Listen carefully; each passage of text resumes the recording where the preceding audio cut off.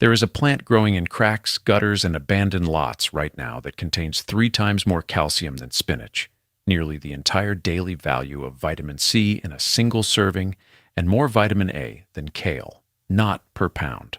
Per leaf. It has been feeding humans for over 7,000 years.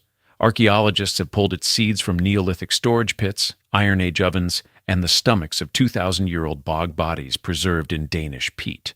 In 2014, scientists confirmed it is the direct ancestor of quinoa, the high-protein grain that now fuels a billion-dollar global industry. The food industry spends millions making sure you never learn its real name. In 2018, archaeologists at the University of Gdansk re-examined plant remains from one of the oldest farming settlements in northern Europe. The site at Ludwinowo in central Poland dates back to 5,300 BC. What they found overturned decades of assumptions.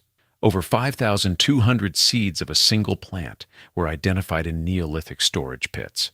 These were not stray contaminants. Radiocarbon dating confirmed the seeds were contemporary with the settlement. The earliest European farmers were not just growing wheat and barley. They were actively collecting and possibly cultivating this plant as a staple food. But Poland was only the beginning. The same seeds have appeared in Iron Age granaries across Britain, Roman-era cooking vessels in Germany, Viking settlements in Scandinavia. And in the most haunting discovery of all, they were found inside the stomachs of the Tollund man and the Grauballe man, 2 bog bodies preserved for over 2,000 years in the peat bogs of Denmark. Their last meals, eaten before ritual sacrifice, contained these exact seeds mixed with barley and flax.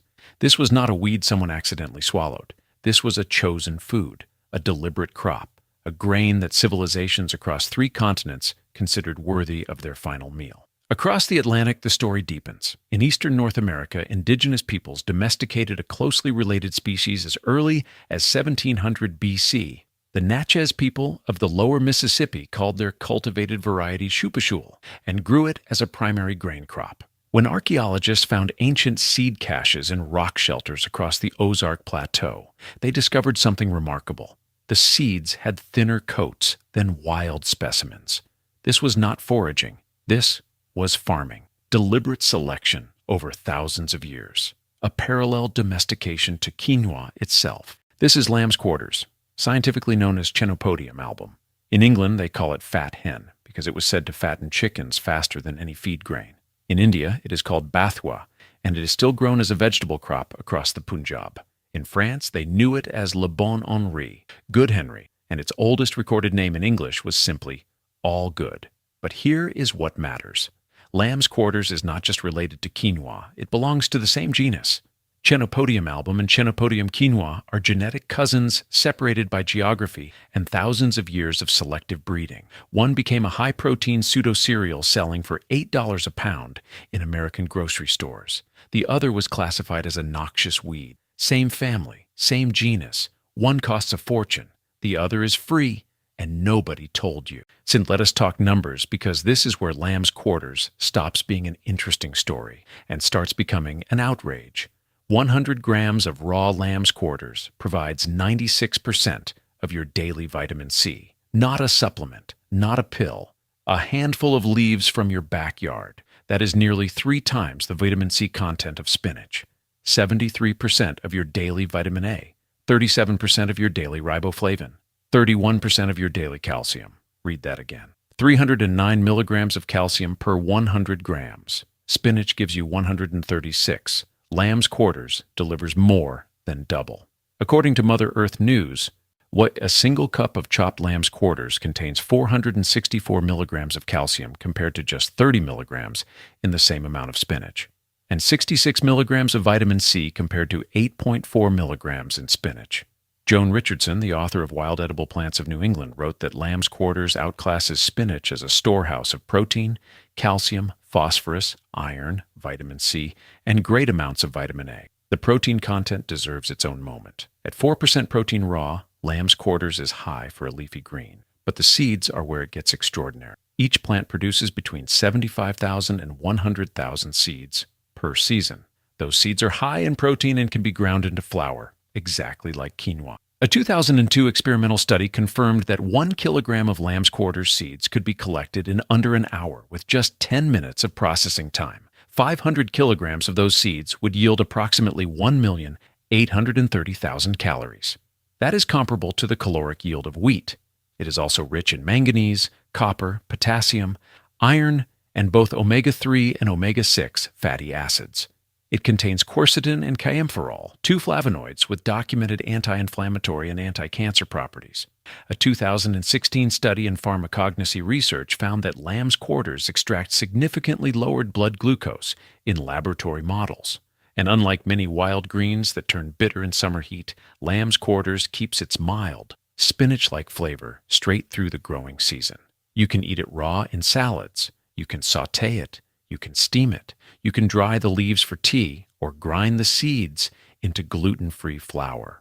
So here's the question nobody in the food industry wants to answer.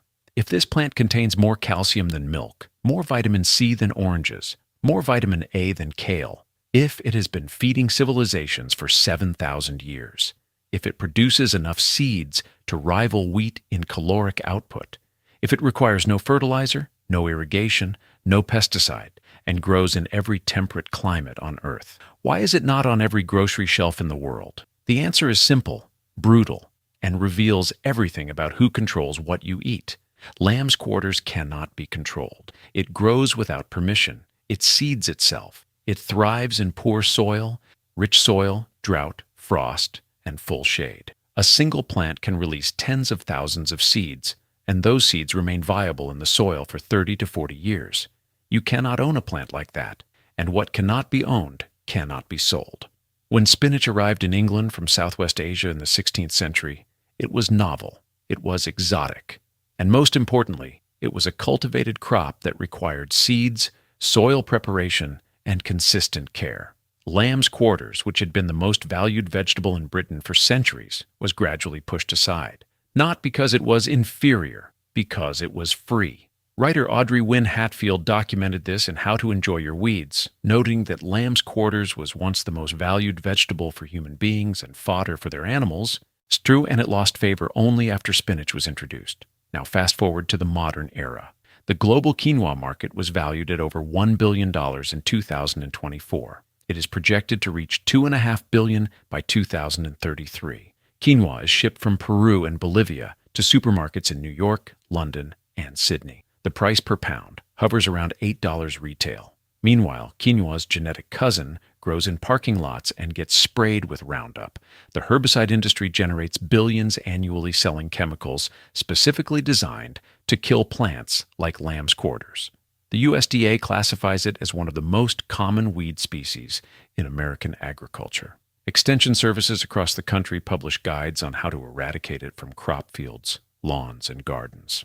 Not guides on how to eat it, guides on how to poison it. Think about that for a moment. A plant with documented nutritional superiority to most grocery store vegetables, with 7,000 years of archaeological evidence as a human food, with a direct genetic relationship to a billion-dollar superfood, is being systematically exterminated by the same institutions that could be promoting it. You cannot patent lamb's quarters. You cannot sell proprietary seeds for a plant that reseeds itself for 40 years. You cannot sell fertilizer for a crop that grows in gravel. The entire economic model of industrial agriculture requires dependency. Lamb's quarters represents the opposite, total food independence. But knowledge does not die. It adapts. In the Punjab region of India and Pakistan, lamb's quarters never lost its status. It is called bathua, and it is grown as a deliberate food crop to this day. Bathua karaita, bathua dal, bathua paratha. These are not obscure dishes. They are staples of North Indian cuisine, feeding millions of people with a plant that Americans spray herbicide on. In the eastern Himalayas, researchers recently discovered that local communities have been cultivating Chenopodium album for so long that distinct regional varieties have emerged through generations of human selection. These are not wild weeds. They are locally adapted cultivars developed over centuries of deliberate farming. The same plant Western agriculture classifies as a pest, Himalayan farmers classify as a crop. In Brooklyn, the Red Hook Community Farm grows lamb's quarters and sells it at their farm stand alongside kale and arugula. Market gardeners across North America have begun offering bundles at farmers markets. The foraging community rediscovered it years ago. Chefs have started featuring it on menus. But notice what is not happening. No USDA program is promoting lamb's quarters as an affordable, nutrient-dense food for low-income communities. No school lunch program includes it. No food pyramid features it. The same government that publishes dietary guidelines telling Americans to eat more leafy greens is simultaneously publishing weed management bulletins telling farmers how to kill one of the most nutritious leafy greens on the planet. They are spending tax dollars to destroy a free superfood while telling citizens they cannot afford to eat healthy. Learn to identify lamb's quarters. It is one of the easiest wild edibles to recognize. The leaves are shaped like a goose's foot, diamond to triangular, with irregular teeth along the edges. The undersides of new leaves are coated with a fine white powdery bloom that rubs off on your fingers. The stems are angular, often streaked with red or purple. The plant can grow from 1 to 6 feet tall, depending on conditions. Stop killing it. If it is growing in your garden, let it. It functions as a trap crop, drawing leaf miners and other pests away from your beets, chard, and spinach.